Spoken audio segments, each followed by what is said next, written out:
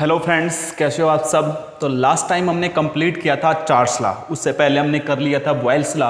आज का जो हमारा टॉपिक रहेगा वो है गेल-लुसाक के लॉ। उसके बाद हम एवोगैड्रोज लॉ भी देखेंगे, लेकिन पहले हम देखते हैं गेल-लुसाक के लॉ क्या कहता है।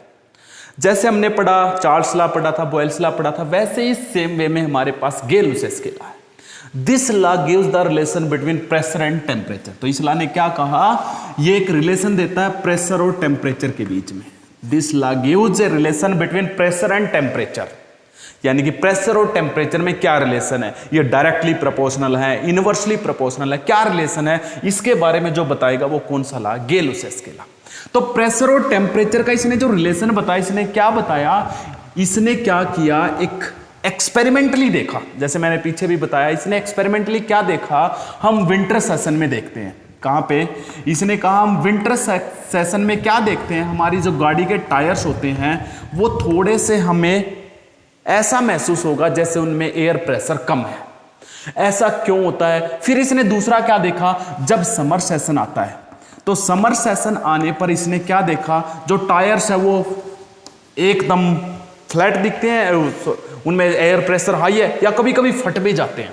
तो उसने क्या आइडिया लगाया, उसने कहा अगर वॉल्यूम कांस्टेंट है, क्या है भाई, अगर वॉल्यूम कांस्टेंट है for a given amount of gas, if the volume is constant for the given amount of gas, for given amount of gas, given amount of gas, अगर वॉल्यूम कांस्टेंट है for the given amount of gas, कोई gas given है, उसकी कुछ amount है certain, और उसके लिए वॉल्यूम कांस्टेंट है, तो गेल-लुसाक के लॉ कहता है pressure is directly proportional to temperature. According to this law, for a given amount of gas, pressure is directly proportional to temperature when volume is constant. जब वॉल्यूम कांस्टेंट होगा तो हम सीधा कह सकते हैं pressure directly proportional to temperature. अब आप क्या करोगे, प्रेशर डायरेक्टली प्रोपोर्शनल है टेम्परेचर के, तो यहां से हम क्या कर सकते हैं, प्रोपोर्शनलिटी को हटाओगे, फिर से क्या बन जाएगा, P इज इक्वल टू के इंटू टी। वही के क्या आ गया, प्रोपोर्शनलिटी कांस्टेंट, जैसे बॉयल्स लॉ में लगाया था, चार्ल्स लॉ में लगाया था, तो सेम एज इट इज है। फिर ये कांस्टेंट है, उसके बाद क्या किया, इस टी को इधर ले आओ, इस टी को इधर लेके आओगे, क्या बन जाएगा, P by T is equal to K. कहने का मतलब रेशियो किसकी, प्रेशर बाई टेम्परेचर की जो रेशियो है, इट इज ऑलवेज कांस्टेंट। ये रेशियो हमेशा क्या रहती है, कांस्टेंट रहती है। ये क्या रहती है, कांस्टेंट रहती है। तो यहां पे जो आपका ये के है, ये क्या है, कांस्टेंट है। क्या कांस्टेंट है, प्रेशर और टेम्परेचर। मान लेते हैं आपने प्रेशर को बढ़ाया तो टेम्परेचर भी इंक्रीज होगा, इन दोनों की रेशियो निकालोगे तो वो हमेशा क्या आएगी, कांस्टेंट आएगी। आएगी या नहीं आएगी। मान लेते हैं, एक एग्जांपल लेते हैं, हमारे पास क्या है, लेट अस कंसीडर हमारे पास प्रेशर 10 एटमॉस्फेरिक है। कितना है, प्रेशर 10 एटमॉस्फेरिक का, और उस टाइम पे आपका टेम्परेचर 1 है। कितना है, टेम्परेचर 1, तो रेशियो कितनी आई, 10 आई। लेकिन एट द सेम टाइम मान लेते हैं मैंने प्रेशर को डबल कर दिया, 10 to 20 कर दिया, तो साथ में टेम्परेचर भी तो बढ़ेगा। मान लेते हैं टेम्परेचर 2 एटमॉस्फेरिक हो गया। कितना हो गया, सॉरी, प्रेशर मैंने 20 एटमॉस्फेरिक किया तो टेम्परेचर 2 डिग्री हो गया। ये 1 डिग्री सेल्सियस था, ये 2 डिग्री, और ये कितना हो गया। फिर से रेशियो निकालो, रेशियो अब फिर से कितनी आई, 10। तो यही कह रहा, P by T, pressure change तो टेम्परेचर भी चेंज होगा, इसलिए इनकी रेशियो जो रहेगी वो कांस्टेंट के होगी। तो ये it will be equal constant, P by T की जो रेशियो होगी वो क्या होगी, कांस्टेंट। ये कौन सा लॉ था भाई, अकॉर्डिंग टू गेल-लुसाक के लॉ। फिर से ये कांस्टेंट किस पे डिपेंड करता है, जैसे हमने पीछे किया था फैक्टर्स अफेक्टिंग द रेट, ये कांस्टेंट जैसे बॉयल्स लॉ में किया था, चार्ल्स लॉ में किया था। तो के जो कांस्टेंट है, इट डिपेंड्स ऑन, फिर से वही पहला तो क्या, अमाउंट ऑफ गैस। किसके ऊपर डिपेंड करता है, के depend on amounts of gas. तो के किसके ऊपर डिपेंड करता है, के depend on amount of gas, it depend on amount of gas. पहला तो वही है जो हम पीछे भी कर चुके हैं, it depend on amount of gas, ये अमाउंट ऑफ गैस पे डिपेंड करता है। Second, volume of the gas, second किस पे डिपेंड करता है, जो चीज कांस्टेंट है, यहां पे वॉल्यूम कांस्टेंट, उस पे तो डिपेंड होगा ही होगा, साथ में अमाउंट ऑफ गैस पे भी डिपेंडेंट होगा। ये था भी गेल-लुसाक के लॉ। अरे जिसने बॉयल्स लॉ पढ़ लिया, चार्ल्स लॉ पढ़ लिया, सिंपल है उसके लिए। क्या है, कोई गैस है, जैसे कि मान लेते हैं टायर की ट्यूब में आप एयर डालते हो, आपने वॉल्यूम को फिक्स किया हुआ एक बार के लिए। जैसे आपने वॉल्यूम फिक्स किया, उसके बाद सर्दी आई, टेम्परेचर कम हुआ तो प्रेशर कम हो जाएगा, हमें ऐसे लगेगा जैसे एयर प्रेशर कम है। जैसे ही समर सेशन आया, कई बार तो टायर फट जाता है, क्यों, हमने वॉल्यूम तो और नया डाला ही नहीं, लेकिन टेम्परेचर बढ़ा तो प्रेशर भी बढ़ गया, इसलिए वो फट जाता है। इसलिए क्या कह रहा है, क्योंकि उस ट्यूब की कैपेसिटी है वो उससे ज्यादा प्रेशर को एकोमोडेट नहीं कर सकती, इसलिए क्या कह रहा है, प्रेशर जो वो डायरेक्टली डायरेक्टली प्रोपोर्शनल होता है टेम्परेचर के। प्रोपोर्शनलिटी को हटाया तो कांस्टेंट लगाया, कौन सा कांस्टेंट लगाया, के, तो P/T इज इक्वल टू क्या, कांस्टेंट। तो ratio of pressure by temperature is constant. ये जो रेशियो है ये क्या रहती है, कांस्टेंट रहती है। अब हम क्या करते हैं, ये रेशियो तो हमने देख ली भी, ये रेशियो जो ये कांस्टेंट है। उसके बाद हमारे पास क्या है, P directly proportional to T। अब क्या है, let at initial condition a gas having volume V and pressure P1 and temperature T1। एक कोई गैस है जिसका क्या है, वॉल्यूम V है, उसका प्रेशर P1 और टेम्परेचर क्या, T1। Now according to this equation, इस इक्वेशन को हम क्या मान लेते हैं, 1। According to this equation we may write P1/T1 will be equal to K, क्या हो गया, कांस्टेंट हो गया।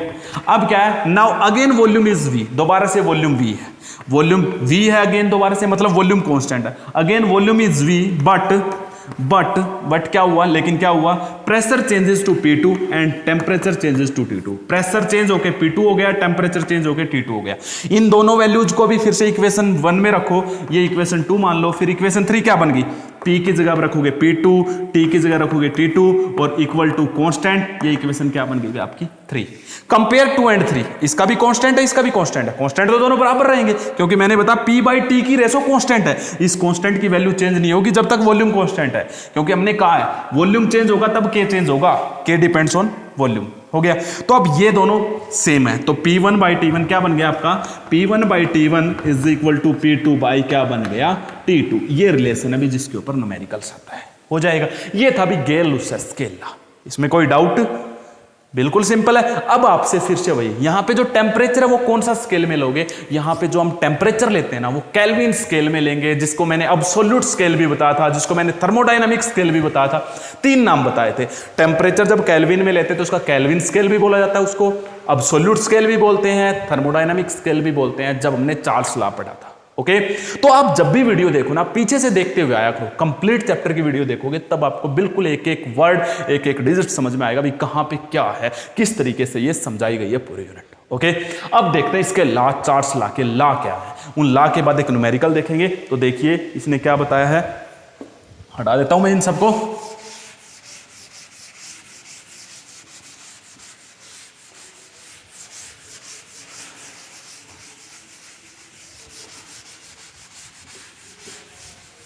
तो अब हम ग्राफ प्लॉट करेंगे। ग्राफ किस किस के लिए ग्राफ प्लॉट करेंगे, आपको भी पता है। जो हम ग्राफ प्लॉट करेंगे वो प्रेशर और टेम्परेचर के बीच में, रिमेनिंग वॉल्यूम कांस्टेंट, प्रेशर और किसके बीच में प्लॉट करेंगे, टेम्परेचर। ये मैंने कोई लिया और ये प्रेशर है और ये टेम्परेचर है। आपको भी पता है क्योंकि इस लाने का था pressure directly proportional to temperature, लेकिन यहां पे टेम्परेचर केल्विन स्केल में लेना है। किस में लेना है, केल्विन स्केल में। ये 0 केल्विन है, यहां पे कितना है, 0 केल्विन। अगर आप डिग्री सेल्सियस स्केल में लेते हो, अगर आप डिग्री सेल्सियस स्केल में लेते हो तो वो भी बताऊंगा। अगर आप यहीं के यहीं ले लेते हैं, डिग्री सेल्सियस स्केल में लेते हैं, यहां पे टेम्परेचर डिग्री सेल्सियस स्केल में ले लिया, ये प्रेशर आप कोई भी ले लो, तो यहां पे ये -273 डिग्री सेल्सियस मानना पड़ेगा। कितना मानना पड़ेगा, क्योंकि मैंने बताया था कोई भी गैस है वो -273 पे उसका वॉल्यूम कितना हो जाता है, इससे पीछे वाली वीडियो में पढ़ा था, 0 हो जाता है। जब उसका वॉल्यूम ही 0 तो उसका प्रेशर भी 0। इसलिए ओरिजिन वहां से होगा जहां पे जब कोई गैस का वॉल्यूम, प्रेशर, टेम्परेचर कुछ भी हो, वॉल्यूम और प्रेशर क्या होना चाहिए, 0। और 0 तब होगा जब -273, क्योंकि -273 को अगर मैं केल्विन में चेंज करूं तो उसके अंदर 273 ऐड करोगे तो आपका टेम्परेचर कितना हो गया। इसलिए मैंने इस ग्राफ में 0 केल्विन लिया है, लेकिन इसको यहां से स्टार्ट करोगे तो कितना, -273, क्योंकि कोई भी ग्राफ जो स्टार्ट होगा वो -273 डिग्री सेल्सियस से स्टार्ट होगा। ये हमने कहां पे पढ़ा था, इससे पीछे वाली वीडियो को देख लो अगर जिसने नहीं देखे तो, बॉयल्स लॉ में, सॉरी चार्ल्स लॉ में, उसमें हमने पढ़ा था -273 डिग्री सेल्सियस कह लो या 0 केल्विन कह लो, इस टेम्परेचर के ऊपर कोई भी गैस है उसका वॉल्यूम 0 हो जाता है। इसको हमने अब्सोल्यूट टेम्परेचर कहा था। अब 0 होगा क्योंकि आप कोई कभी भी ग्राफ स्टार्ट होता है तो ओरिजिन से होता है, या ऐसी वैल्यू से स्टार्ट होगा जहां पे उसकी वैल्यू 0 होगी, क्योंकि इस पॉइंट को हम 0 बोलते हैं। लेकिन अगर इस पॉइंट को आप 0 नहीं मानोगे, मान लेते मैंने 0 यहां पे ना मान के यहां पे 0 माना, तो ये ग्राफ यहां से स्टार्ट होगा। क्योंकि हमने उसको जीरो लेना, वहीं से स्टार्ट होगा, क्योंकि ग्राफ हमेशा जीरो से स्टार्ट होता है। तो ये ग्राफ, इसलिए मैंने इसको -273 डिग्री सेल्सियस लिया। प्रेशर और टेम्परेचर डायरेक्टली प्रोपोर्शनल है, तो ग्राफ तो बिल्कुल स्ट्रेट लाइन आएंगे ही आएंगे, लेकिन ये अलग अलग वॉल्यूम पे है। ये वॉल्यूम V1 पे माना, ये वॉल्यूम V2 पे माना, ये वॉल्यूम V3 पे। इसी तरीके से ये भी अब यहां से स्टार्ट हो सकता है, क्योंकि ये -273 इज इक्वल टू 0 केल्विन कह सकते हैं, बात तो सेम है। ये V1 है, ये V2 है और ये क्या है, V3 है। समझ में आ गया होगा, चार्ल्स लॉ वाला है बिल्कुल सेम। -273 डिग्री सेल्सियस पे ये क्या करेंगे, इंटरसेक्ट करेंगे या 0 केल्विन पे इंटरसेक्ट करेंगे, क्योंकि हम पिछली वीडियो में साबित कर चुके हैं -273 डिग्री सेल्सियस या 0 जो केल्विन होता है, इसके ऊपर वॉल्यूम 0 हो जाता है किसी भी गैस का, और उसके बाद गैस ही एग्जिस्ट नहीं करती, इसलिए वो स्टार्ट कहां से होगी, वो गैस, उसका ग्राफ कहां से स्टार्ट होगा, 0 से स्टार्ट होगा। और 0 कब होगा, जब टेम्परेचर -273 डिग्री सेल्सियस होगा। तो या फिर वॉल्यूम कितना होगा, 0। वॉल्यूम 0 तो प्रेशर भी क्या होगा, 0। तो ये जब 0 तब होगा जब कितना टेम्परेचर होगा, -273 डिग्री। ये हो जाएगा। अब हमारे पास क्या है, ये ग्राफ तो हमने पढ़ लिए दोनों, क्योंकि डायरेक्टली प्रोपोर्शनल है, पीछे भी आपने देखा था चार्ल्स लॉ में भी। अब हमारे पास देखने का क्या है, यहां पे V1 है, यहां पे V2 है, यहां पे V3 है, कौन सा वॉल्यूम हाई है, जैसे पीछे ग्राफ में हम करते आए हैं। तो अब आप क्या करोगे, वॉल्यूम या टेम्परेचर का रिलेशन याद कर लो, या वॉल्यूम या प्रेशर का, कोई एक रिलेशन आपको याद होना चाहिए। जैसे हमने वॉल्यूम और टेम्परेचर का रिलेशन तो पढ़ रखा है, वॉल्यूम डायरेक्टली प्रोपोर्शनल क्या होता है, टेम्परेचर, मतलब जिसका टेम्परेचर हाई होगा उसका वॉल्यूम भी क्या होगा, हाई। बताया था ये भी पहले। यहां पे जो भी हो ना उसको ले लो, एक तो यहां पे वॉल्यूम है, हमें बताना कौन सा वॉल्यूम आई है, तो मैंने एक वॉल्यूम ले लिया। दूसरा, इन दोनों में से कोई एक फैक्टर लिया जाता है, जैसे पीछे वाले ग्राफ में भी मैंने पिछली वीडियो में सोल्व किया था, तो मैंने यहां पे टेम्परेचर ले लिया। मुझे पता वॉल्यूम और टेम्परेचर में ये रिलेशन है, अगर ये रिलेशन है तो मुझे प्रेशर को क्या करना पड़ेगा, कांस्टेंट। बताया था, क्योंकि एक फैक्टर इन दोनों में से कांस्टेंट कर लो और इसकी कंपैरिजन किसी एक फैक्टर से कर लो। अब इसको कांस्टेंट किया तो यहां से चला, जब प्रेशर P मैंने कांस्टेंट कर दिया तो ये बन गया, यानी कि जब प्रेशर P है तो V1 वॉल्यूम के लिए टेम्परेचर इतना है, V2 वॉल्यूम के लिए टेम्परेचर ये है और V3 वॉल्यूम के लिए टेम्परेचर ये है। जब प्रेशर कांस्टेंट कर दिया जाता है तो उसके बाद V1 वॉल्यूम वाले ग्राफ के लिए टेम्परेचर ये है, V2 वॉल्यूम वाले के लिए ग्राफ ये है, V3 वॉल्यूम वाले के लिए ग्राफ ये है। हो गए 3 ग्राफ। अब इन तीनों में से मुझे ये बताओ किसके लिए टेम्परेचर आई है। V3 वाले का टेम्परेचर सबसे हाई है, क्योंकि इधर चलते तो टेम्परेचर इंक्रीज हो रहा है। V3 वाले का टेम्परेचर सबसे हाई है, और जिसका टेम्परेचर हाई होता है उसका वॉल्यूम भी क्या होता है, हाई। रिलेशन है हमारे पास, तो V3 will be greater than क्या हो जाएगा, V2, और V2 will be greater than क्या हो जाएगा, V1। तो मैं बार बार कह रहा हूं, इन ग्राफ्स में ये जो आते हैं ना, ये नीट के एग्जाम में आ चुके हैं भाई ये क्वेश्चंस, तो इनको सोल्व करने का तरीका में यही है। मान लेते हैं आप प्रेशर को कांस्टेंट नहीं कर रहे, टेम्परेचर को कांस्टेंट कर रहे हैं, तो आप प्रेशर और वॉल्यूम का रिलेशन याद कर लो। प्रेशर और वॉल्यूम का क्या रिलेशन था, वाइल्स लॉ ने कहा था pressure inversely proportional to volume, जिसका वॉल्यूम हाई होगा उसका प्रेशर लो हो जाएगा। तो इस बार इसको कांस्टेंट कर लो, कांस्टेंट करके मैंने ये ग्राफ बना दिया, हो गया। तो V3 वाले के लिए प्रेशर ये है, V2 वाले के लिए प्रेशर इतना है, और V1 वाले के लिए प्रेशर ये है। सबसे हाई प्रेशर किसका है, V1 वाले का। ये देखिए, जिसका प्रेशर हाई होगा उसका वॉल्यूम भी कम होगा, तो सबसे कम वॉल्यूम किसका हो गया, V1 वाले का। उससे हाई V2 वाले का, और उससे हाई V3 वाले का। देखो आंसर वही आया है, नहीं आया, कैसे भी निकाल लो आप, आंसर सेम आना है। तो सबसे हाई V3, उससे कम V2, उससे कम क्या हो जाएगा, V1। ये था भी हमारे पास गेल-लुसाइस के लॉ, उसका न्यूमेरिकल्स बिल्कुल ही सिंपल वे में मैंने जो उसका ग्राफ। अब न्यूमेरिकल देखते हैं। एक न्यूमेरिकल बड़ा ही सिंपल सा है। ये क्या कह रहा है, a gas in a beaker, a gas in a beaker, closed beaker, in a closed beaker, a gas in a closed beaker of 230 ml, of 230 ml, closed beaker of 230 ml with 5 atmospheric at 20 degrees Celsius, at 20 degrees Celsius is heated to 60 degrees Celsius. Calculate new pressure of the gas, in the same beaker. ये अभी आपके पास एक simple सा numerical. सबसे पहले देखिए, एक beaker है जिसके अंदर गैस को डाला हुआ, यहीं पे बता देता हूं। वो उस बीकर का वॉल्यूम कितना 230 ml। अरे मैंने क्या बताया था, अब ये बीकर है, इस बीकर के अंदर मैंने गैस डाल रखी है, ये क्लोज्ड बीकर है, मैं इसको हीट करूं कुछ भी करूं, क्या इस बीकर का वॉल्यूम चेंज होगा? बीकर का तो वॉल्यूम चेंज ही नहीं होगा, और बीकर के वॉल्यूम को ही गैस का वॉल्यूम बोलते हैं। तो यहां से वॉल्यूम क्या हो गया? कांस्टेंट हो गया या नहीं हो गया? ये बातें तुम्हें पता करनी पड़ेंगी। यहाँ पे कहीं नहीं लिखा हुआ भी जो आपका ये वॉल्यूम है वो कांस्टेंट है, कहीं नहीं लिखा हुआ है, नहीं लिखा हुआ ना, तो हमें पता करना पड़ेगा। बीकर क्लोज्ड है, क्लोज्ड है, उसका वॉल्यूम 230 ml है।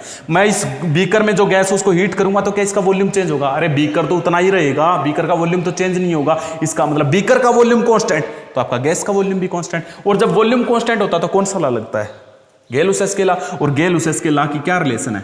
P1/T1 इज इक्वल टू क्या होता है अभी? P2/T2। P1 इनिशियल प्रेशर कितना है? 5 एटमॉस्फेरिक है। T1 इनिशियल टेम्परेचर कितना? 20 डिग्री सेल्सियस। उसको किस में चेंज कर लोगे? केल्विन में कर लो। कितना हो गया? 293 केल्विन। उसके बाद आपके पास नया प्रेशर, नया प्रेशर क्या हो गया? P2। वो तो हमें कैलकुलेट करने के लिए कह रहा है, न्यू प्रेशर ये रहा। और जो नया टेम्परेचर है वो कितना है? 50 डिग्री सेल्सियस, सॉरी 60, 20 से 60 पे हीट किया है। तो आप इसको क्या करोगे? इसको हम क्या करेंगे? केल्विन में चेंज कर लेंगे। कितना हो जाएगा? 330 केल्विन।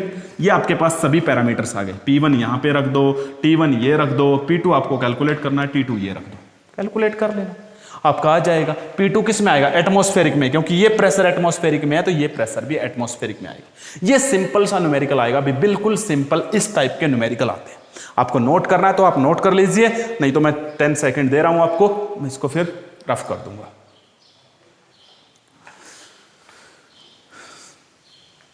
कर दूं मैं रफ। अब नेक्स्ट देखिए आप, नेक्स्ट हमारे पास क्या है? गेल-लुसाइस के लॉ के बाद एक और लॉ आया, एवोगैड्रोज लॉ। वैसे आप +1 के फर्स्ट चैप्टर में भी एवोगैड्रोज लॉ को डिस्कस कर चुके हो, उसको हम फिर से देख लेते हैं। एवोगैड्रोज लॉ क्या कहता है? बहुत ही सिंपल सा लॉ है भी और इजी सा लॉ है, एवोगैड्रोज लॉ।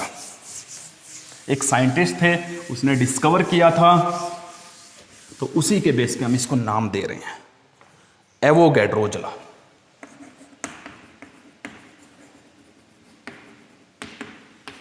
ये लॉ क्या कहता है? अभी इस लॉ की सुनिए पहले। इस बार देखो, हमने जब बॉयल्स लॉ रखा था तब हमने क्या किया था? वॉल्यूम टेम्परेचर को कांस्टेंट किया। चार्ल्स लॉ पढ़ा हमने, प्रेशर को कांस्टेंट कर दिया। अब हमने पढ़ा वॉल्यूम को कांस्टेंट कर दिया। लेकिन ये लॉ क्या कहता है? अब की बार हम प्रेशर और टेम्परेचर दोनों को कांस्टेंट कर देते हैं। When the pressure and temperature both are constant, अगर दोनों ये कांस्टेंट है तो ये लॉ क्या कहता है? If the temperature and pressure both are constant, तब इसकी बात सुनो पूरी। इसने क्या कहा? Equal volume of the gas, equal volume of gas contain equal number of particles, contain equal number of particles, equal number of particles। इस बात को ध्यान से सुनना भाई, तब समझ में आएगी, ये वैसे नहीं आएगी। इक्वल वॉल्यूम ऑफ गैस, जब कोई दो गैस है, मान लेते हैं मेरे पास एक N2 गैस है और दूसरा O2 गैस है, बात को समझा रहा हूं। इक्वल वॉल्यूम, दोनों का वॉल्यूम इक्वल है। इसका भी वॉल्यूम मैंने ले लिया 11.2 लीटर, इसका भी वॉल्यूम मैंने ले लिया 11.2 लीटर एट एसटीपी। कंडीशन जरूरी है भी, कंडीशन पता होना चाहिए। एसटीपी क्या है वो भी बताऊंगा, सब कुछ बताऊंगा क्या है STP, standard temperature and pressure वो भी बताऊंगा, स्टैंडर्ड टेम्परेचर क्या है, स्टैंडर्ड प्रेशर क्या है वो भी बताऊंगा। लेकिन उससे पहले मैंने क्या किया, इस डेफिनेशन को समझो, इसने क्या कहा, फिर इसने फाइनल कंक्लूजन क्या निकाला वो भी सुनना। दोनों का वॉल्यूम सेम है, equal volume of gas, contain equal number of particles. Contain, मान लेते हैं इसके अंदर जब हमने 11.2 लीटर लिया नाइट्रोजन का, तो इसके अंदर नाइट्रोजन के पार्टिकल कैलकुलेट किए ना, 3.011 मल्टीप्लाई 10⁻³ पार्टिकल्स ऑफ नाइट्रोजन थे। पार्टिकल्स के कितने, नाइट्रोजन के कितने पार्टिकल्स थे? 3.011 मल्टीप्लाई 10⁻³ पार्टिकल्स ऑफ N2। किस में? जब हम नाइट्रोजन का 11.2 लीटर लेंगे at STP condition, then it have 3.011 multiply 10⁻³ particles of N2।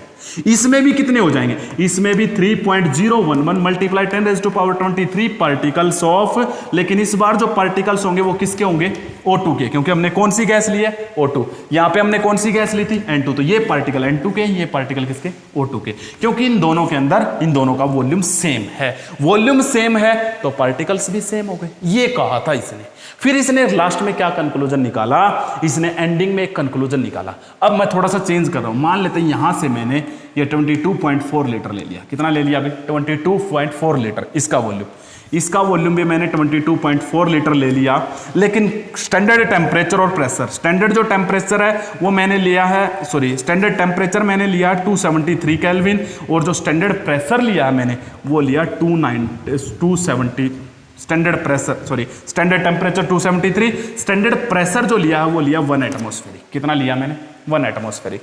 जब मैंने स्टैंडर्ड प्रेशर को लिया 1 एटमॉस्फेरिक और स्टैंडर्ड टेम्परेचर को लिया 273 केल्विन टेम्परेचर, उस टाइम पे इसका वॉल्यूम 22.4 लीटर, इसका इतना। तो इसके अंदर जो पार्टिकल्स थे ना वो 6.022 मल्टीप्लाई 10⁻² थे, 23 थे। तो इसमें भी कितने पार्टिकल होंगे? पार्टिकल्स की संख्या तो सेम होगी। जब वॉल्यूम सेम है तो पार्टिकल सेम।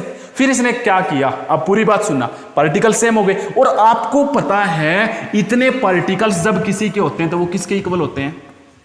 1 मोल के इक्वल होते हैं या नहीं होते? ये भी किसके इक्वल हो गया? 1 मोल के इक्वल हो गया। मैंने इन पार्टिकल्स का भी मोल बना दिया। आपने मोल कंसेप्ट पढ़ा है? नहीं पढ़ा तो फर्स्ट यूनिट के वीडियोस देखिए। इतने पार्टिकल्स किसी के भी हो तो वो 1 मोल के इक्वल होते हैं। इसलिए फाइनली इसने क्या कह दिया, at constant temperature and pressure volume of any gas is directly proportional to number of moles, directly proportional to number of moles, और V डायरेक्टली प्रोपोर्शनल टू क्या हो गया? N। यहाँ पे N is the number of moles. Moles बना तो दिए हमने, पार्टिकल्स को हमने मोल्स में चेंज कर दिया। तो इसलिए क्या कह दिया इसने, फाइनली ये कह दिया volume of any gas directly proportional to number of moles. तो एवोगैड्रोज लॉ है तो उसमें क्या लिखोगे, when the temperature and pressure constant then volume of any gas directly proportional to number of moles. देख रहे होगे 22.4 लीटर लिया था, उसमें इतने पार्टिकल्स थे और वो 1 मोल के इक्वल होता, तो मोल के डायरेक्टली प्रोपोर्शनल हो गया या नहीं होगा? तो volume directly proportional to number of moles. फिर प्रोपोर्शनलिटी को हटाओगे तो कोई ना कोई कांस्टेंट लगेगा, वही कांस्टेंट K इंटू N। क्या हो गया? K into N, number of moles. इसको इधर ले आओगे तो क्या बन जाएगा, यहाँ पे V/N इज इक्वल टू क्या हो गया? K कांस्टेंट, जिसको हम कांस्टेंट बोलते हैं। अब मुझे ये बता दो तो कांस्टेंट किस पे डिपेंड है? V/N is equal to constant. फिर से वही बात, अभी अमाउंट बढ़ाओगे नंबर ऑफ मोल्स बढ़ेंगे, नंबर ऑफ मोल्स बढ़ेंगे तो K की वैल्यू भी चेंज हो जाएगी, सॉरी नंबर ऑफ मोल्स बढ़ेंगे तो वॉल्यूम भी बढ़ेगा। बढ़ेगा या नहीं बढ़ेगा? क्योंकि volume directly proportional to number of moles. तो यहां पे क्या है, ये कांस्टेंट है, तो V/N इज इक्वल टू क्या हो जाएगा? कांस्टेंट। वॉल्यूम बाई N की रेशो जो होगी वो कांस्टेंट। इस बार एक बात ध्यान रखने की, जो क्या है वो किस पे डिपेंड करता है? It depend only at pressure and temperature. ये किसके ऊपर डिपेंड करता है? ये केवल और केवल प्रेशर और टेम्परेचर पे डिपेंड करता है। इस बार जो ये कांस्टेंट है इट डिपेंड ऑन प्रेशर और टेम्परेचर। पीछे जब भी देखा हमने अमाउंट ऑफ गैस पे डिपेंडेंट हुआ, लेकिन यहां पे अमाउंट बढ़ाओगे तो नंबर ऑफ मोल्स बढ़ेंगे, नंबर ऑफ मोल्स बढ़ेंगे तो वॉल्यूम भी बढ़ेगा, क्योंकि डायरेक्टली प्रोपोर्शनल है। इसलिए इन दोनों की रेशो तो कांस्टेंट आनी है, इसलिए अमाउंट का कोई इफेक्ट नहीं होगा। इस बार केवल और केवल कांस्टेंट किस पे डिपेंड करता है? It depend only on pressure and temperature in case of Avogadro's law. पीछे ये बॉयल्स लॉ और चार्ल्स लॉ में पूछता के किस पे डिपेंड करता है, यहां पे नहीं पूछता। ये था भी आपके पास कौन सा लॉ था? Avogadro's law. लेकिन अब बात सुनिए, 22.4 लीटर, ये पता क्या होता है? किसी का भी सीधा भी कह सकते हो, कोई भी गैस, अभी मैं बता रहा हूं किसका वॉल्यूम कितना होता है, याद रखना। जब हम एसटीपी कंडीशन लेते तो एसटीपी कंडीशन 2 मानी जाती है। कितनी मानी जाती है? एसटीपी कंडीशन हम 2 मानते हैं। क्या क्या मानते हैं?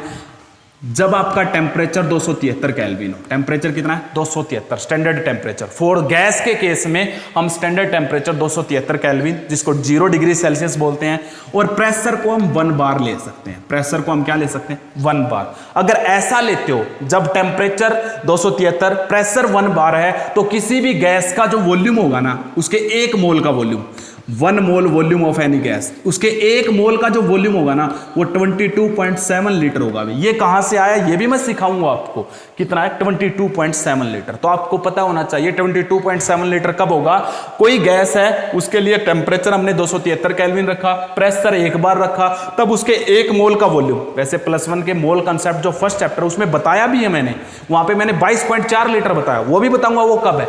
अगर 1 बार प्रेशर है तब 1 मोल का वॉल्यूम होगा 22.7 लीटर। लेकिन मैं इसमें थोड़ा सा चेंज कर रहा हूं। टेम्परेचर तो मैंने अब भी 273 केल्विन रखा, लेकिन प्रेशर मैंने 1 एटमॉस्फेरिक रख दिया। कितना रख दिया? 1 एटमॉस्फेरिक। प्रेशर 1 एटमॉस्फेरिक होगा, उसको भी हम नियर अबाउट एटमॉस्फेरिक प्रेशर ही बोलते हैं। तब आपका जो 1 मोल कोई भी गैस है उसका जो वॉल्यूम होगा ना वो हो जाएगा 22.4 लीटर। ये डिफरेंस अभी। तो 1 मोल वॉल्यूम जब होगा किसी भी गैस का तो वो 22.4 लीटर तब होगा जब प्रेशर 1 एटमॉस्फेरिक होगा और टेम्परेचर 273। टेम्परेचर 273 है लेकिन प्रेशर 1 बार है, तो उस गैस का 1 मोल गैस का वॉल्यूम कितना हो जाएगा 22.7 लीटर। मैं ये आपको दोनों कैलकुलेट करके बताऊंगा कहां से आए हैं, तो आपको पता होना चाहिए 22.7 लीटर तब लेते हैं जब प्रेशर 1 बार होता है और जब प्रेशर 1 एटमॉस्फेरिक होता है। तो 1 मोल कोई भी गैस है उसका वॉल्यूम इस कंडीशन के ऊपर, इन दो कंडीशन के ऊपर कितना होता है 22.4 लीटर हो जाएगा। तो ये आपको पता होना चाहिए, ये आपको जरूर से भी जरूर आना चाहिए कैसे होता है। ओके, एक और कंडीशन भी होती है, एक होती है SATP। क्या होती है? SATP condition. आप एक बार इसको देखिए, 10 सेकंड के बाद मैं आपको ये बता देता हूं ये कैसे आया। तो एक कंडीशन और देखिए SATP।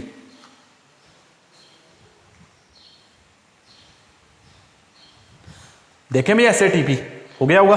अब देखिए SATP क्या, यहां पे टेम्परेचर आपको 298 केल्विन लेने हैं जिसको हम रूम टेम्परेचर बोलते हैं। यहां पे हमें टेम्परेचर 298 केल्विन, प्रेशर 1 बार लेना है। क्या लेना है? प्रेशर 1 बार। तब जो 1 मोल कोई भी गैस है उसका वॉल्यूम 24.7 लीटर हो जाएगा। अभी कितना हो जाएगा? 24.7 लीटर। ये 3 कंडीशन है अभी।